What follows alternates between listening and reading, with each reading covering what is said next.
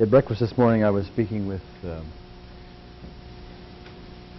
Tom and Bobby Sandos. Tom was up here yesterday. We dealt with this fear of public speaking, and they were talking about the fact that the issue that we brought up, it just came to me, was that we were hiding behind this issue. You call that? And that somehow hit the target for him. You could probably tell that as I said it, because he even had a reaction you could see. Other people were sitting at the moment at the table and were complimenting me on that. Okay, but I want to point out, like that was my idea. It's not my idea if healing is working through me rather than by me. Okay, very important concept. That just came to me out of the blue. That didn't come because I spent years and years always wondering what we're hiding behind, and I've had had courses in it and one thing and another, and I'm overly bright and all that kind of stuff. None of that. It just simply showed up, and I had the, if you will, the courage of my convictions to let it come out of my face. Okay. Now I do that all the time, and that is simply your intuition showing up. Oftentimes you will find your intuition is already telling you what to say, and sometimes you go, I shouldn't say that, or you'll stop yourself from doing it. And once in a while I'll say something that seems to be inappropriate. And I will give you an example of one thing that I used, which will probably turn you off the minute I say it. I'll just pre-program you on that, okay? I told you yesterday about this lady that had the repressed childhood sexual abuse, okay? And if you recall, after about 20 minutes, you remembered what it was, and we even joked about it in the audience, okay? But as we were talking and as we were done there, I turned to her, and this is what occurred to me to say. I said, isn't 5 years old, which is when all this occurred, too young to be a slut? Okay? Clunk. Now, I've mentioned that story at other seminars, and people will look at me and go, wow, what'd you say that for? Oh, how out of place, you know?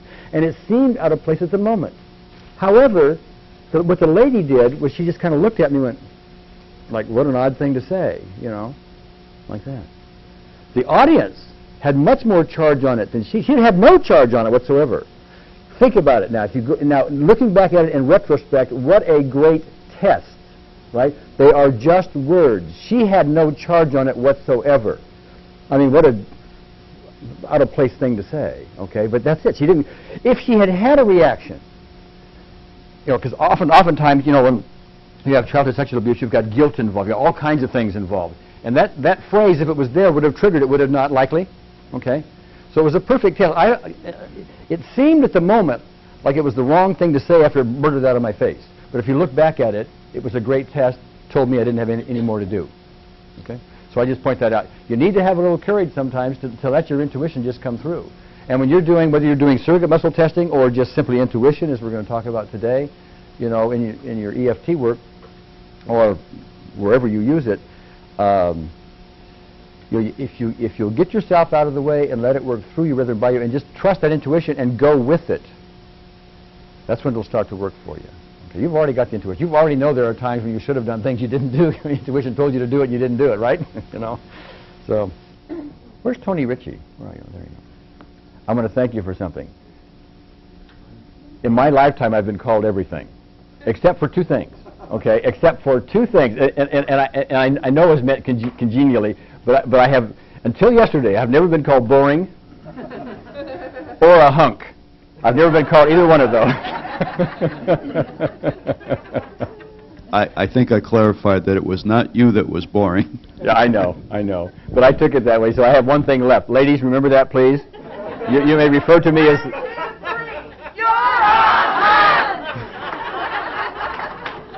Now I've been called everything. Thank you. All right, Brian, and then we've got a... Oh, okay. Go ahead, Brian. Hi, I have a quick comment and a question about the 9 gamut that you were talking about. Mm-hmm. I like to use language and language patterns and hypnosis with everything, and I find that when I use the 9 gamut, there's an opening to say something like, if you explain it, this is what it does. It takes the benefits of the tapping and it puts it into all areas of the brain, counting, and, you know, and all areas and all sensory systems, visual, auditory, kinesthetic.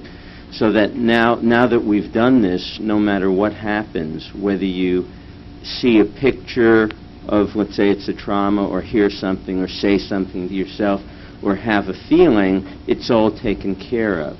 And I was wondering, my question is, you said the 9-gamut in the sequence is not, you don't find it that necessary. I put it on the shelf and use it if Right. I'm stuck. Now, what if you were started with a 10 and you got a decrease in SUDS of 3 or 2 each time?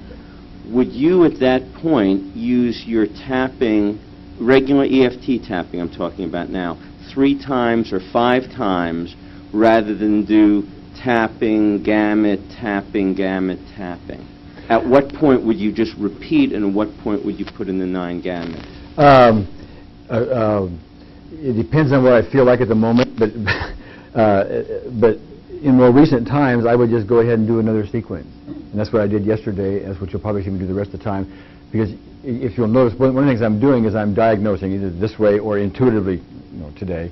And I'm checking each time for 9-gamut. I'm not getting it, so I don't use it. That doesn't mean it's not useful. I mean, people use it. I have had people say, I do the 9-gamut and my problem goes away. Okay?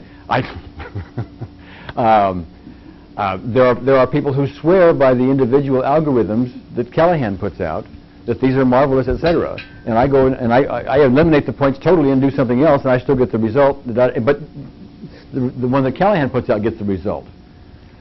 So what you're going to need to do is to take the information given here, because I'm trying to scrutinize all the theories. Here, we need to do that if we're going to go forward. Doesn't make me right, but we're scrutinizing them and taking a look at them. And in practice, I did not use 9-gamut at all yesterday, and my guess is I won't use it at all today. Okay? Does that mean it's not useful? No, it doesn't mean that at all. But I probably won't be using it, and I'll probably get my results today.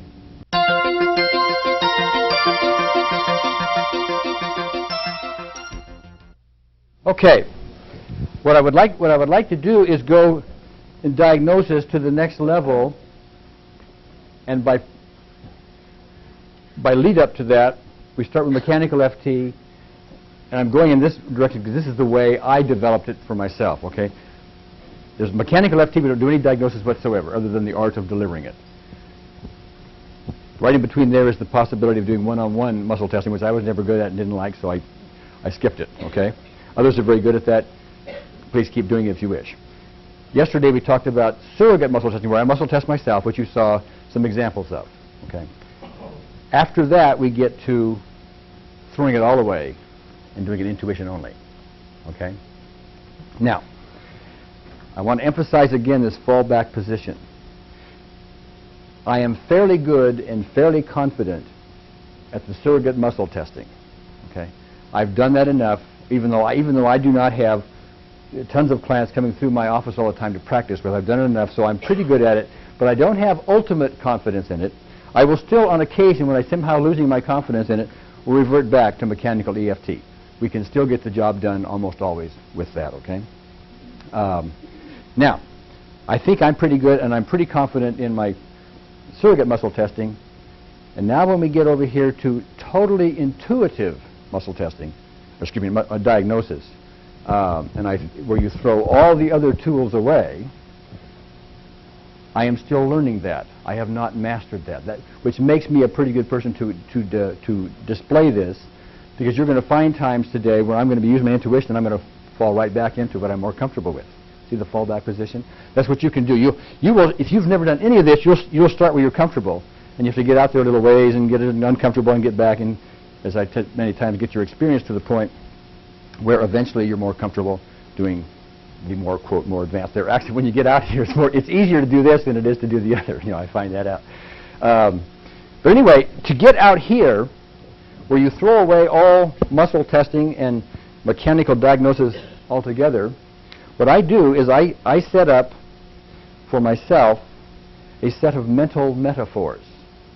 Just like I will use this as an indication to me as to whether somebody's reversed or not reversed, or if they need collarbone breathing, or if they need the 9-gamut, or they need to tap it in the nose, or whatever, and I keep using long and shorts and yes and no answers here.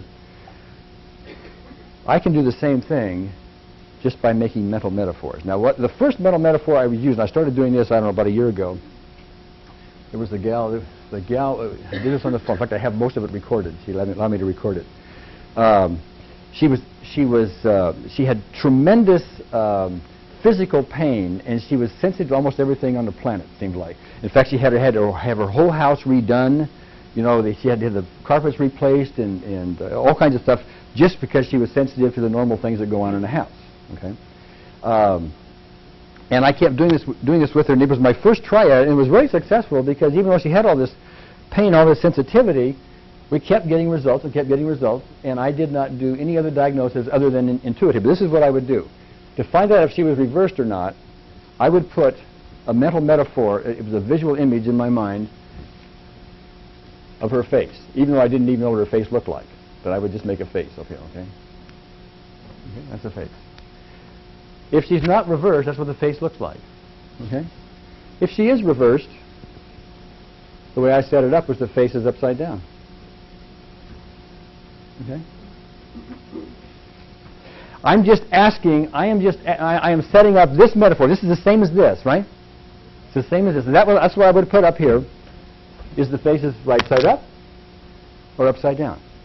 Now, some of you are quite visual, and this is the way you'll want to do it. Others of you are more auditory, and you'll need to set up your own. You may want to hear reversed or not reversed. You'll hear a voice. Yes, right, Gloria? Do we have an auditory back here? Okay. Yes or no? A yes or no. Okay. I will also say none of my mental metaphors are auditory. I don't know why. The auditory sense, I mean, I use it, but it's not my leader. Visual and the kinesthetic are both my senses. Now, I have used this many times, but I have found myself over practice doing something a little bit different in time. I will also, because I've done this so often, I will do this without doing this. I will get a feeling right here in my chest, which I tend to get. It's not, even though I'm testing my arm, I tend to get a feeling in my chest. That's where I don't know why. That's just what it does. Remember, there's nothing magic about what tool you use. It is your metaphor for getting information from the other dimensions. All right. So you won't even see me do it, but I'll just sit there and look at you, and I will mentally do this, and I'll get a little feeling in my chest if we're long or short. Okay. So you could do this. This would be the visual part of it. You could do an auditory part of it, which would say, reversed or not reversed, or whatever words fit there. Or you could do a kinesthetic part, which I'm doing, or just getting a feeling about it. Okay? There is no magic way to do it. But the thing to do is to set up a mental metaphor, which, by the way, all surrogate muscle testing is another metaphor. It's just it's a physical metaphor rather than a mental metaphor. And then, as far as where to tap is concerned, see, once we're by reversal, then what I did at first was I would take this face, and remember, this is somebody that I've never seen before. Typically on the phone, I could be either way. I could be in front of me or not seen before, but. And what I would do is I would get myself out of the way the best I could, and I would mentally visualize this face. Well, I don't have a black pen here. What I would see would be black dots. And so if we needed to tap on the eyebrow, I'd see a black dot here. Under the nose would be there, okay? And, I might see a black dot on the collarbone point. And that's where I would tap. I wouldn't tap all at once. No, I would just tap. Well, sometimes I see them all at once. Sometimes I just see them. Sometimes I see them in some order, but I do not call that order being important because I happen to see them in order. I happen to see them. Okay. Other times, what I will do, and I'm tending to do this more now. This is where I started. But what I've tended to develop over a period of time is I just get a feeling for it. It feels like the collarbone should be there. Okay. It feels like under the eye should be there. I keep doing that until I would just ask myself, is there any more? Is there any more? I just ask myself, is there any more? And nothing else comes up. So we're done. All right? Is this too woo-woo for you? And then when we come to, do we need the 9 gamut or not? The 9 gamut is described in Dr. Duracker's book, which I'd never heard before. I thought was a good analogy, as brain balancing. That's what he called the process, okay? And so what I see in my mental picture is a little teeter-totter, okay? And if it's balanced, we don't need the 9 gamut, okay? But if it's like this, we're out of balance.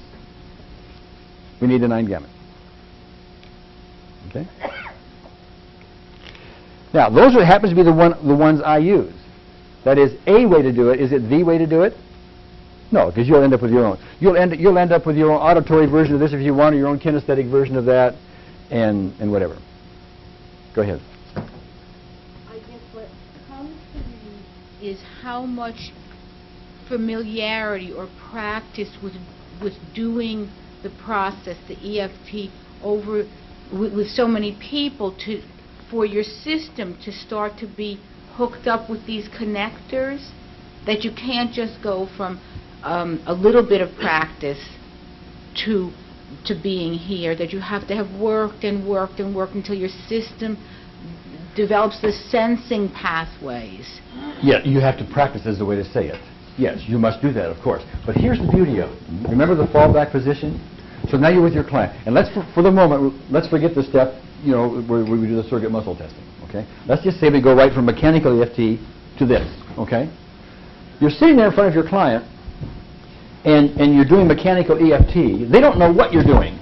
And they don't know that they have to do it, you know, necessarily in a certain procedure. And what you can do is say, you can just say to yourself, try to see this, okay? Are they reversed or not? And practice that. And whatever you get, right or wrong, go with it. Just go with it. Let's just say they're not reversed. You've seen they're not reversed. Let's just say that, okay? All right, so not reversed, so you're going to go right into, you know, tapping the regular EFT sequence, okay? But don't even bother practicing these for the moment. Just go to the sequence, all right? And notice if they get it, make any headway or not. And you'll find more often than not that your intuition will be right, that they were not reversed. Okay, and the more you do it, and the more you do it, and you will get your confidence in that area. And then after a while, you can say, well, you know, I'm pretty good at assessing whether reversed or not. Now, you will make mistakes, because remember, reversal comes in and out sometimes, and you may have not even made a mistake. It changed on you in the process. Okay, but after a while, you get to a point where you say, well, gee, I don't have to even surrogate muscle test or muscle test them. I can just sort of know, because you have this mental metaphor. Okay. And then after you get good with that, and they won't even know it, will they? Because what happens if you go ahead and you say, well, they're not reversed, and you tap them, they don't make any headway. Well, go back and you know, do the unreversal and then go from there, right?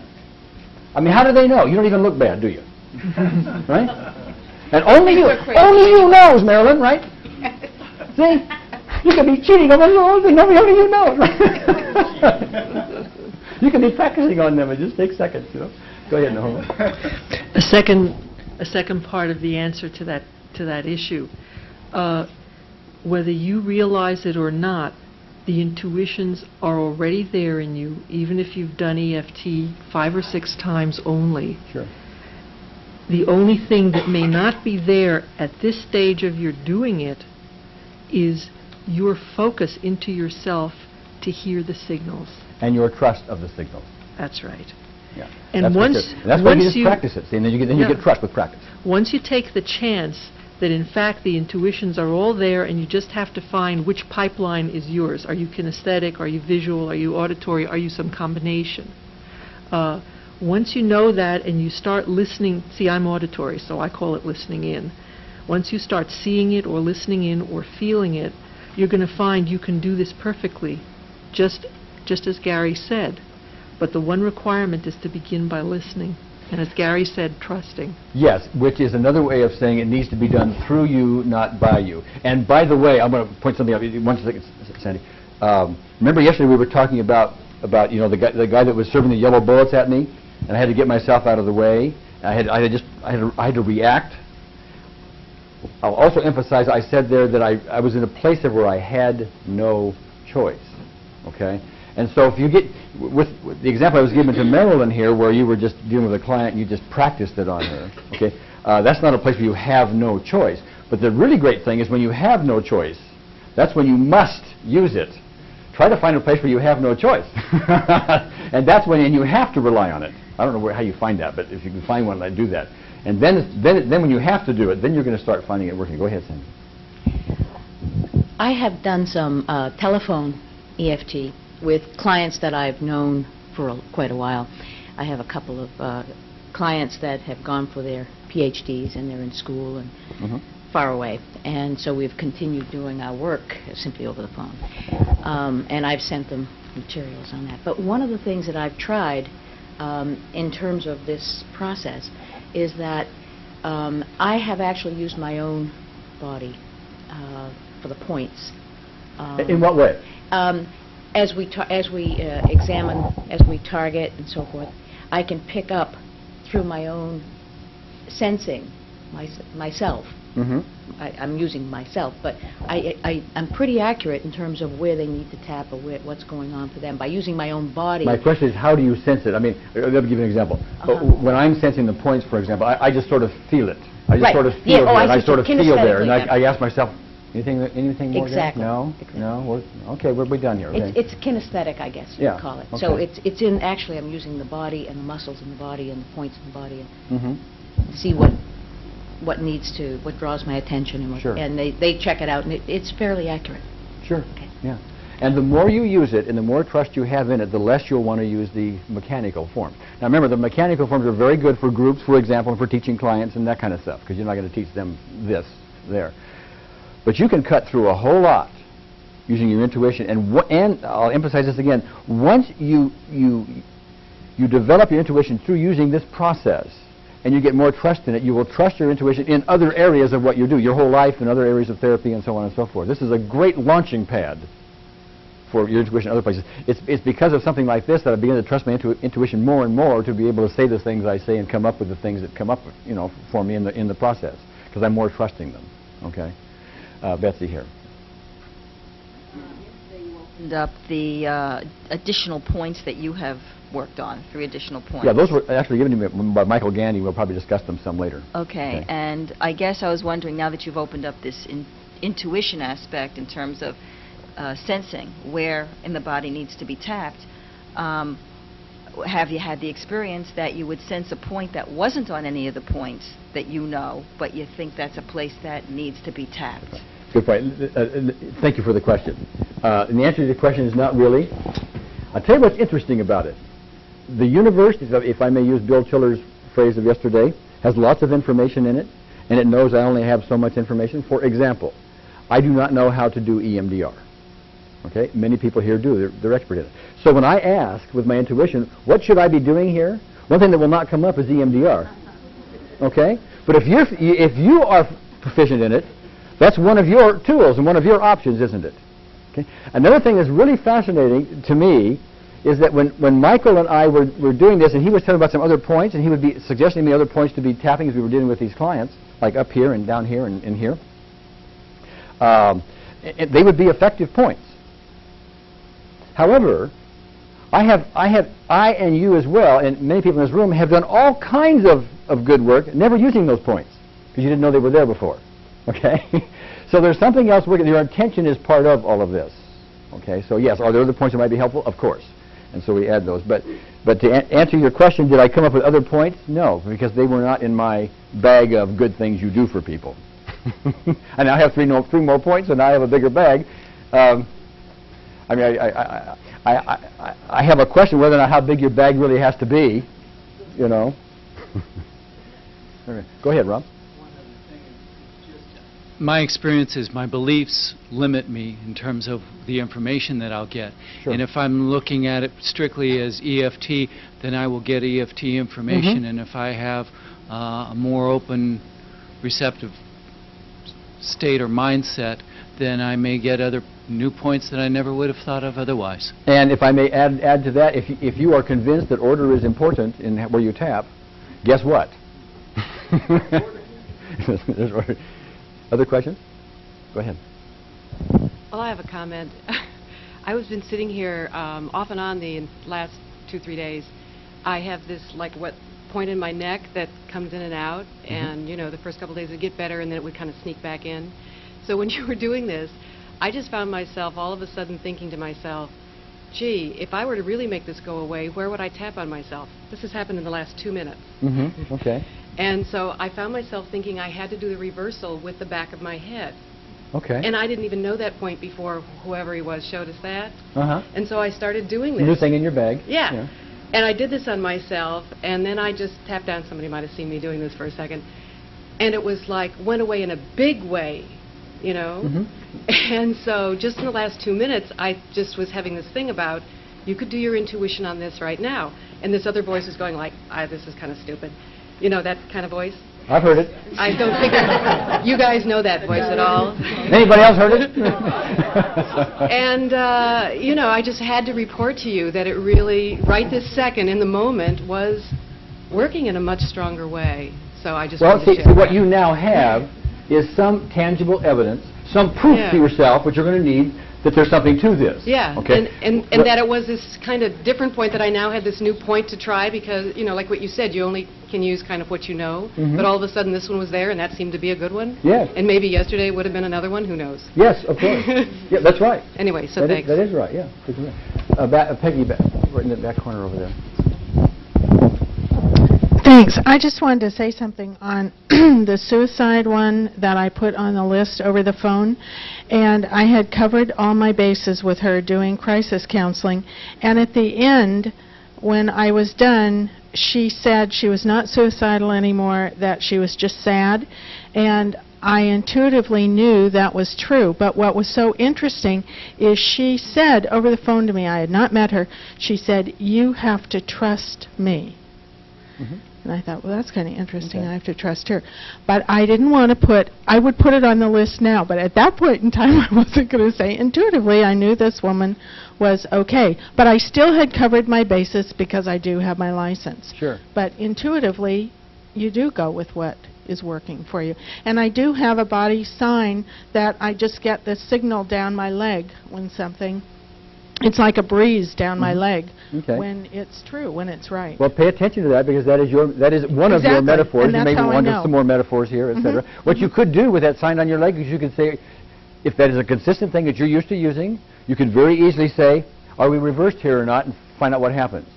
I do that. You know, do we need under the eye or not, and find out what happens. You know, you could do that. Good. Go ahead, Alexander. I find it really useful to think of this, as has been said before, as an artistic process. And to get out of my kind of head orientation of trying to get specific knowledge, that's it, oh, that's it. But to stay more in this space which really feels more in the heart, which one is in if one is either engaged in improvisation or an artistic activity where you don't think, you're not really trying to get knowledge, but you are doing a kind of a cognitive feeling process. And you're constantly, through real sensory attentiveness, getting feedback and then just continuing. But when it's an artistic process, you don't immediately think, that's it, because that's not what you're doing it for, usually. And so you're able to stay more in this kind of a feeling, sensing place.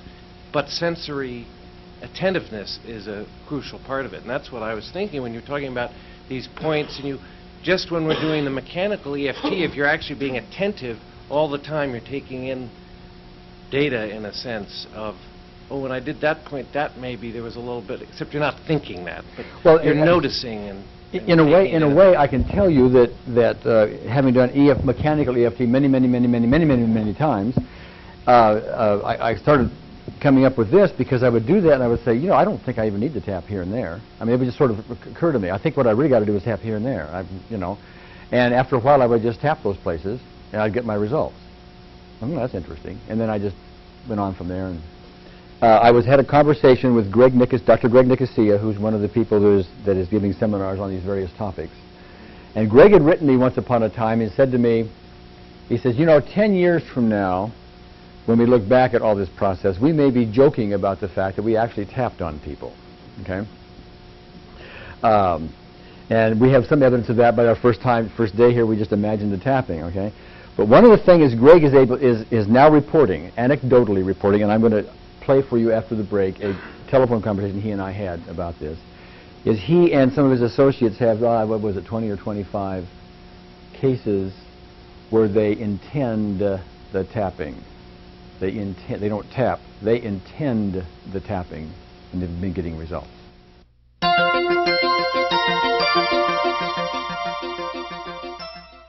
I will put in my mind's eye up here this thermometer. And this thermometer, when somebody's at a 10, you know, will be full of red, okay? And when it's at a 5 or a 6, it'll be roughly halfway. In the way I've set it up, it kind of just bounces like that. It just doesn't sit there. And it doesn't have a number on it, by the way. It doesn't say 4, okay? It's just someplace along there, and I can estimate that. And that, by the way, I mean, to put numbers on it and to call that accurate when we're asking for suds, and that's not accurate to begin with, you know, isn't too useful just to try to make that accurate. You know? So, but anyway, it's a good guide for me. And the ways I've used that in the past, and you will find other ways to use it. I mean, this is just, these kinds of things just fall into my lap as I just use them and trust them and let them work. Is you know, we'll be dealing on an existing issue, and I'll be watching that issue come down. But once in a while, without even me asking for this to show up, I will see other thermometers. You know, and I take that as being other aspects are now showing up. Okay. Once in a while, I will see the thermometer at a 6 or 7 or something like that, and the client will say I'm at a 0. And that's an indication to me, not that my thermometer is wrong, but that we've got another aspect coming up. Once in a while, I'll have the client say I'm at a 6 or a 7, and I'll see a 0. That also tells me that they've now tuned into something. We've taken care of the original one, and then now we tuned into it to another one. And I can verify that just by asking them. I'll say, are you sure? And then we'll start going over the issue, and they'll say, oh, no, that wasn't the issue. It's this, and they're going to give me a new aspect about it, you know, almost invariably. You know, and I will know that in advance. Again, I don't give it absolutely hard science type evidence, but it's an awfully good indicator for me, a very good clue. And it's right a lot more often than it's wrong, I find, when I start investigating and see what's going on. So I trust it and trust it and trust it and trust it. The more I trust it, it seems like the better it gets. It's a kind of interesting process. Once in a while, I'll see a whole little forest of little bitty thermometers. There's a couple of big ones out there. I mean, it's just kind of telling me what's going on, like we're stepping into a forest. That would be the metaphor. We're stepping into a forest, now be careful, you know, because you're going to bump into lots of trees pretty soon. And if you start asking the client, you'll start to get their verbal confirmation of what you're seeing. Okay. But again, that's just the way I put it together. As you develop your own intuition and so on, you'll develop your own metaphors. You may not even want to use a thermometer. Maybe you want to use something else. That's how it works. Anyway, what I want to do is play for you this roughly 6-minute conversation that Greg Nicosia and I had. And I want to point out something to you. This was done on the telephone, and the phone that I now have is apparently very, very sensitive. I didn't realize it was this sensitive because I'm talking to him, and I have just normal breath, but this thing picks up my breath, and you can hear my breath go sometimes, you know, strange. But anyway, between that and my tape recorder, that's what it does. But I'm going to play that. You can certainly hear it, and it's perfectly listenable and all of that. But I just point that at that too. Now let me see if I can do this right.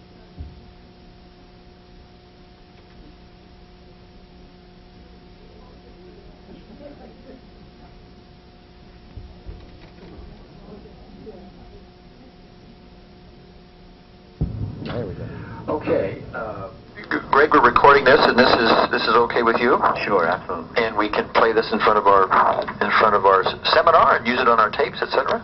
Yes, indeed. And you are Dr. Greg Nicosia. That's correct. From Pennsylvania, correct? From Pennsylvania. Anyway, Greg, you and I were talking before I turned this recorder on about the interesting fact that you and I, independently of one another, found that we could diagnose what's going on in the energy system by testing ourselves on behalf of the other person. Yeah, that's correct. I recall that conversation about 6 months ago that we had where I think it was, well, I'll tell you what I'm doing if you'll tell me what you're doing. Yeah, and so there we go. So when you're dealing with somebody, you don't really push on their arm or test their muscles. You've found it just as accurate to to assume you were them and then do your own kind of muscle testing and get your own answers. Am I reversed or not? You know, do I need to tap into the nose or not? Do I have collarbone breathing problems or not? Am I correct? Yeah, I found that anything that you can do with a muscle test, you can certainly do simply through thought alone or using yourself as a surrogate. And I think that I still treat some people in the standard diagnostic way, and I certainly treat people quite frequently over the telephone, you know, by using this method. The other thing which I found interesting is you don't really need to use the alarm points. We thought we needed to use them, but you have this interesting story. I'm going to call this from the pubic bone to the parking lot that you and I talked about. Right. Would you mind giving that story in the briefest of ways to make this point? Well, sure. I recall one day I was treating a gal in the standard way, and that's before I really knew too much about anything else being different. And I asked her to touch her pubic bone, and I muscle tested her, and I looked down and I noticed that she wasn't actually touching herself, that her hand was, fingers were maybe an inch or so from the pubic bone. And I mentioned that she thought, you know, I can't touch myself down there. That's kind of part and parcel of her problem. And then I began wondering, well, gee, you know, I think it's like it must be the energy that goes from her fingers that's stimulating that alarm point. So I began to do that myself. I began to just touch, not touch, but have my finger pointing maybe an inch or two away from the alarm point. Then I began to wonder how far I could move back before, you know, how far my energy reached. And I got to the point where I needed to have another therapist come in, because here I am now 4, 5, 6 feet away pointing at the alarm point, and then, you know, I have a different therapist doing the muscle testing, and then we're outside in the parking lot because I didn't, you know, I'm 50 yards away. And at this point, I'm going, you know, I'm kind of like having a game, and then almost doing like a quick draw and pointing at it, and sure enough, it worked. And then I kind of fell down laughing in the parking lot, laughing at myself and saying, you know, Jesus Christ might be someone I'm modeling, but I don't think I'm he, and I don't think my energy, you know, feels where my finger goes across the parking lot 50 yards. Yes. And it dawned on me that really this pointing was simply a heuristic, just as the touching was simply a heuristic for a way to focus my intention. And I realized that what we're doing there is really touching this with our intention, and the rest of it wasn't necessary at all. And that got me really on the way to doing this by thought and intention and self-awareness. And in fact, you have gone from there to the point where in some cases, in fact, you've even taught some of your trainees to do this, where you will actually, in some cases, do the tapping on the individual without them even knowing it. You do the tapping with their intention, with your intention, not theirs. They don't even know you're doing it. Well, that's correct. There have been several instances where that particular phenomenon of touching with intention for the purpose of treatment has been used, and it's been used very successfully. And indeed, there are at least 2 other people that work with me that I've trained who also are using this and getting very positive results with it. If we could close this out, Greg, you gave me one story here before we turn this recorder on. Could you just briefly go through that story, that example? Sure. Well, I was actually doing a phone consult for a doctor in Washington, D.C., and there was a very complex case there that this doctor was having trouble with and that wasn't able to resolve. So she asked me if I would do a telephone consult and do the diagnosis and lead through the treatment. And as we're going through a particular hold-on treatment, the next thing I do is become really captured or overwhelmed by an incredibly vivid sensation, as if I'm unable to breathe. I'm being held down, and my chest is got a lot of pressure in it. And I didn't know where this was coming from at all, but what I simply did was to go with that, diagnose it, and then I simply intended the treatment to that patient. And the doctor, after here being silent for probably 30 or 45 seconds... And this is over the phone, correct? This is over the phone. Yes. The doctor on the other end picks up the phone, because we were on speakerphone. She picks up the phone and said, Greg, are you doing something? What's going on?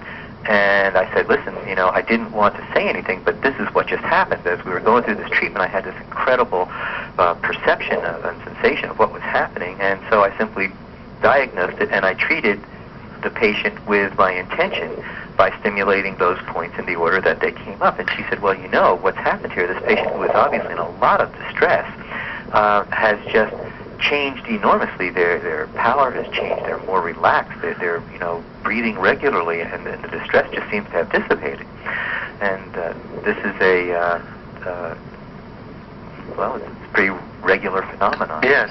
Well, while all your cases so far are anecdotal, there are, I think you said something like 25 or 30 of them so far with varying degrees of success in this?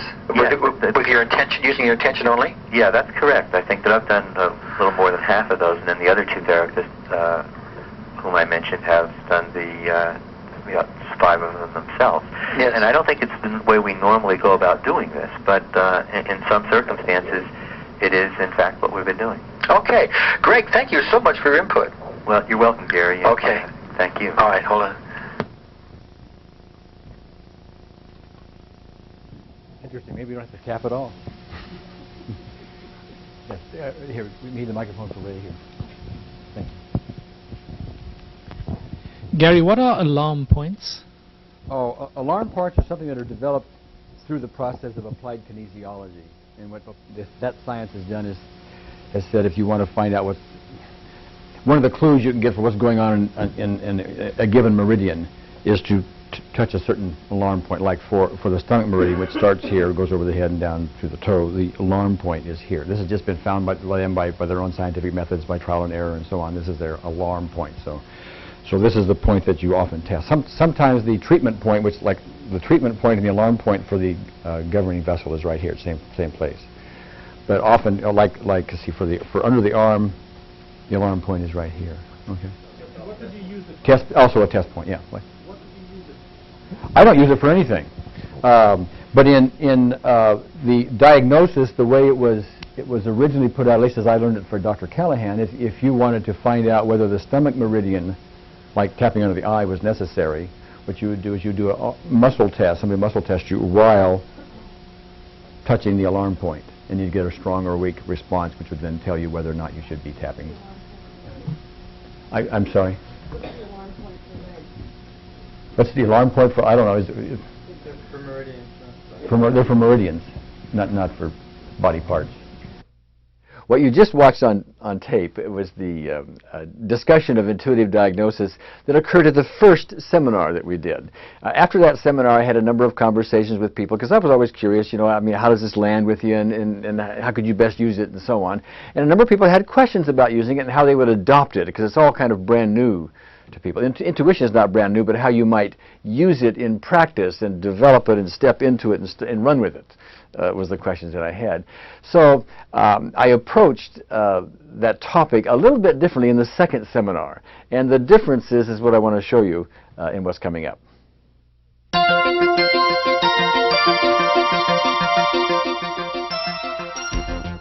We have a question over here. When you talked before about eliminating the 9-gamut and the last sequence, if you have a feeling that you do need to do the 9-gamut, do you always do the sequence after it so you're ending with the sequence, or you might do the 9-gamut and stop there? I do whatever feels right at the moment, but to answer your question, if I found the 9-gamut necessary, what I would probably do is do the 9-gamut and then look for another sequence. It may not be the identical sequence I had to begin with. Okay. There's another way to do it, okay, besides this. And this is probably going to be the easiest for most people. I had a number of people that called me after the seminar last time. Said, I've been trying to do this, and Gary, how do you do it again? And what they were looking for is some magic answer. They're looking for the gong. They're looking for something to go off, something. And this bit about just trusting whatever comes to you is difficult for them to do, okay? So I thought for a while, I said, well, how do you really do that? I get to looking at what I was doing, and what it was coming to after a period of time, and we can summarize the whole thing in one word. Are you ready for this? Okay. You folks traveled all over the world to come here to hear this one word. Are you ready for this? The word is guess. All right. Now let me ask you something. When you guess, is not your intuition built into that guess somewhere? Is it not? Of course, it has to be. Is it when you guess, is it totally intuition? Not necessarily. Not necessarily. But if you do this, if you guess, and you keep guessing and keep guessing and keep guessing, after a while, as you watch what's going on, you're going to find your guesses start to count because you're trusting it more and more and more. And they're beginning to count, and you're seeing that your guesses are better than just random. And after a while, you begin to trust it a little better. Okay? And the easiest thing in the world to do this, remember, I gave you these examples about getting yourself out of the way, and I gave you the guy shooting the yellow bullets at me at tennis, and so I had to get myself out of the way. When you're playing football, you've got to get yourself out of the way, or you don't make any headway at all. You've got to run on your intuition and your instincts in those cases, and you need to do that here. But a great way to do that, which is not embarrassing, you can stub your toe and blow it, and nobody will even know the difference. You're dealing with a client. Okay? You're dealing with a client, and the client has an issue, and instead of going through the normal EFT, if you're choosing EFT at the moment, and have them do the reversal correction and then go through the sequence, 9-gamut sequence, etc., just guess. They don't know you're guessing. They don't know all of this. Just guess, and guess to yourself, are they reversed or not? And proceed accordingly. 1 second, Larry. And proceed accordingly. Just guess. And then when it comes, by the way, if you guess, well, they're not really reversed here, and you do the tapping, and lo and behold, one of the sequence works, well, your guess on psychological reversal was right, wasn't it? Because it wasn't there. If you guess and you're wrong, what can you fall back to? Very easily done, right? Mechanical EFT, very easily done. And then you'll start guessing at the points. Just say to yourself, I mean, you can see these black spots on them if you want to. You can get a feeling in your body if you want to where they may be, etc. Just guess and follow your guesses. It takes seconds to do. If it doesn't seem to work this time, okay, fall back. But the next patient you have, guess again. And just keep guessing. And after a while, you will prefer to guess rather than going through the other procedures, because it will be more efficient, and you'll start to learn more about where you are in the process as it goes along. So guessing, we can summarize the whole thing about diagnosis, if you wish, into guessing. Right behind you here. And then we'll get One of the things that I found that really helped build my confidence was I would guess in my mind, and then I would do a kinesthetic muscle test, and when the muscle test verified what I guessed, it built my confidence. Yes, but let me quickly. point out, just I would ask you not to go try to verify it. Because when you try to verify it and your verification is wrong, then you're going to go, oh, something's wrong with my guess. Now, it's great to reinforce it, but remember, psychological reversal comes and goes in seconds. And it can be here now, and then when you test it, it's not there, and vice versa, okay? You need to just let it go and just trust it. That would be my suggestion to you. And just keep doing it and doing it. And after a while, you will recognize that your guesses are more intuition than they are just flat out you saying something to yourself, okay? And after a while, it gets to be purer and purer and purer, and you'll come out. Stuff will come out of your face like, I did with Leslie yesterday. Okay, go ahead, Larry. Yes, I totally support what you're saying about taking that kind of a personal risk of guessing. And if you're uncomfortable about that, treat yourself for your discomfort. Yeah, sure. Treat yourself for anything that might stop you from being able to guess accurately, and consider. And I do surrogate testing so that I can do it right instantly. Yeah. I just do that instantly, so I know a lot of times what's going on. Go ahead, here, Fritz, please. Back in the early 70s, and I know there are a couple of people here in the room who did this as well, took something called the Silva Mind Control course. Yes. Anybody familiar with that? Well, if you're familiar with it, you may remember at the very end of the basic level, when they're doing that major, they called it psychic training, and they did a lot of visualization training.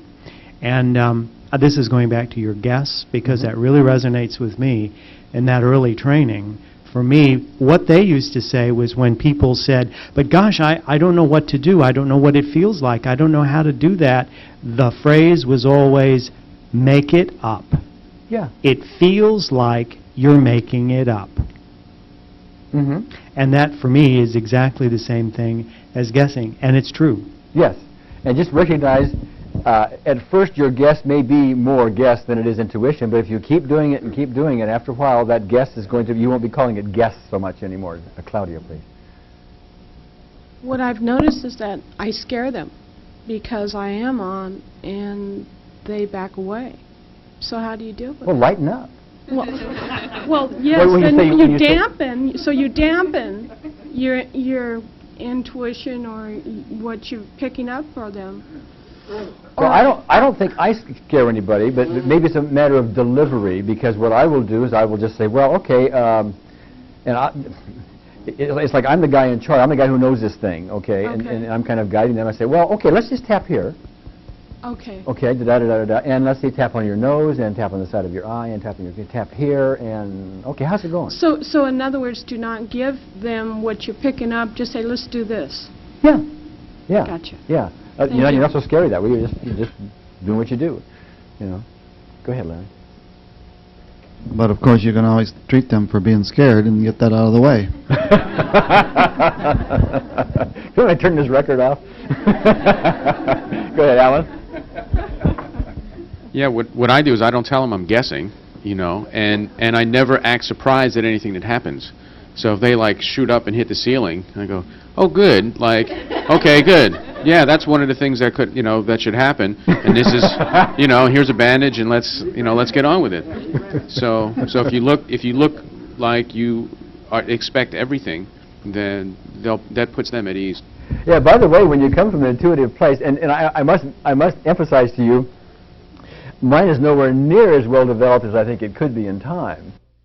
Well, I don't put this forward as the most accurate thing on the planet, but it's just like if you're proficient at one-on-one muscle testing, it's an excellent guide, and it keeps giving you direction and so on and so forth where you work with the client. And the more I do this, the more I like it, and the less and less and less I use the mechanical EFT, even though I'll still use mechanical EFT from time to time. Back here to Will, please. I like to think about this guessing as being with the primary selves or at the edge of the personality, and making it up is like a bridge over into guidance. And like with the spoon and fork, the way I experienced that is I'd have moments when it was like I was over into the energy of letting go, and then I'd come back over to the other side, and then I'd let go and go over there. And you'll do that with your It's a clients, shuttling back and forth between guessing and really receiving guidance. You will absolutely do that with your clients if you're new at this, which most of you would be. But the beauty of it is, since you already have a technique that will work mechanically pretty well, pretty consistently, you can just fall right back to it and just keep guessing another time, and eventually it's so painless to get to it, you don't have to embarrass yourself or anything. Yeah, Corey, you want to come up? I find that my guessing and my intuition seem to work better with people that I'm more comfortable with. I'm thinking about people that are very skeptical of the process. They're usually wearing suits in front of me, and they come from downtown to even see though me. this guy's wearing a suit, even though this guy's wearing a suit, yeah, I'm serious. I'm serious. Yeah. But yes, yeah. You see, you will be intimidated. There will be places where you're going to quote to have to prove it, not only to yourself but to them, and you'll bring all that up, and that's when you're asking your intuition to go out the door, you know, and overriding it with your stuff, okay, which is nowhere near as good, in my experience, as intuition. Go ahead, right here. Thank you. Ms. Ruth. That reminds me, there are two things that get in the way of intuition usually. One is wishful thinking, and the other is fear. So when we can, as you say, move away from that and let the energy flow through us and just surround the person with love, then I find that it taps into the intuition. I also will ask myself if I get a twinge or a sense, is this mine or is it the client's? And then I'll get an answer to that. Okay. And then frankly, I would not ask the question because that's testing it. I would just go whatever shows up and just go. But to each his own. I'm not saying don't do that. This is what I would do. Sharon down here had a question here. I'm curious, if you have to teach clients to reapply this on their own, do you teach them to do it intuitively? No, or do you tell them to do it? Do you teach a client intuitively to do it on their own? No, I wouldn't do that. No, no. How about just telling for the them to unusual guess? client, maybe, but basically that's what mechanical EFT is. That's one of the advantages of mechanical EFT. You just teach a client to do it, and the odds are they're going to get some results by doing it on their own. Okay. Here with Steve, please. This may seem as an obvious point, but to me, the proviso is guess and then pay attention to the results that you get from that, correct. the feedback that you're getting from the client in terms of that. Yeah. While I have the microphone, could I say, Gary, because it might be a while before I get it again, I haven't worked with any of these other people, but I really respect and appreciate and admire the way you have been willing to open up this workshop to doing that, and I think that...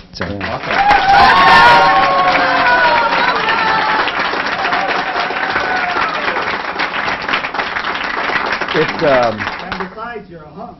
You have to give him a microphone when he says these things, you know, but only if a lady says it, it counts more. So thank you. So thank you very much for that. Okay, Yeah. but let me comment on that, if I can.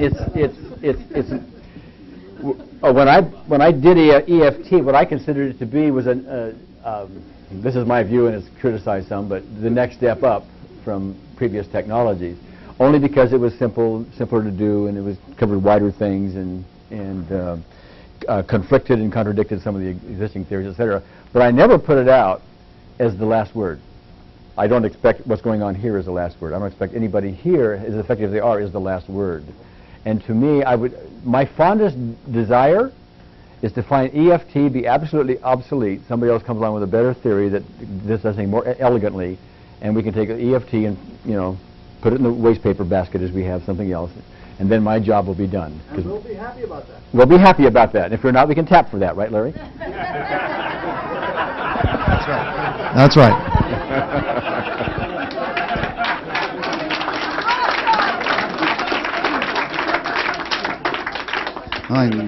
God knows what we'll be doing in the next century. You know. Okay. Yeah, I will say it again. We're on the ground floor of a healing high-rise. Absolutely. So we have to Absolutely. question everybody's technique and everybody's theory, etc. Oh yeah. And we've done that here, and there's some theories that are just supposedly in cement that really aren't cement. You know. I want to give some encouragement to everyone that may feel a little intimidated by some of the things you're suggesting here today, and that we've talked about over this 3 days now.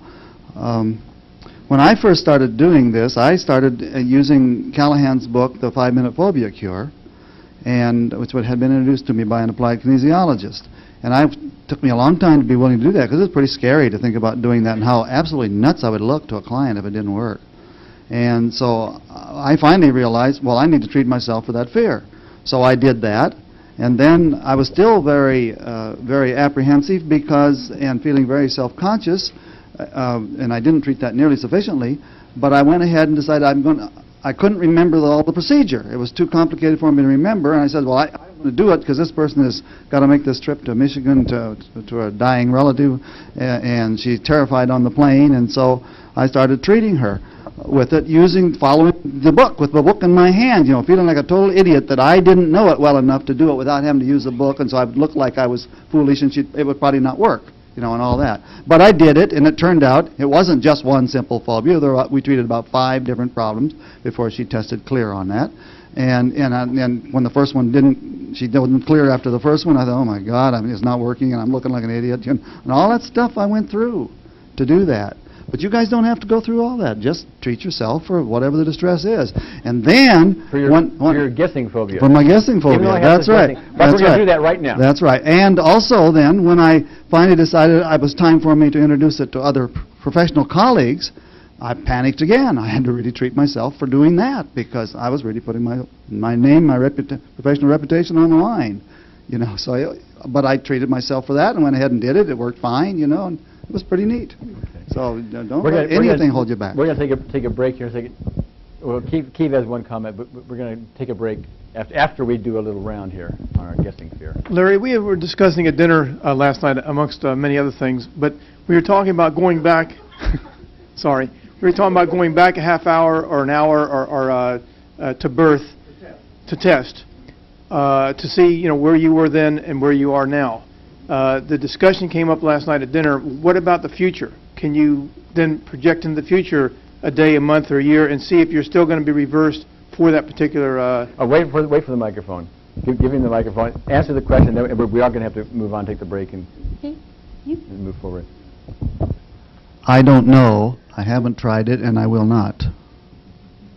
Because I don't get into that. I think that's getting out on an edge that I don't want to be involved with. I have some spiritual objections to it, and so I don't do it. Well, tap for it.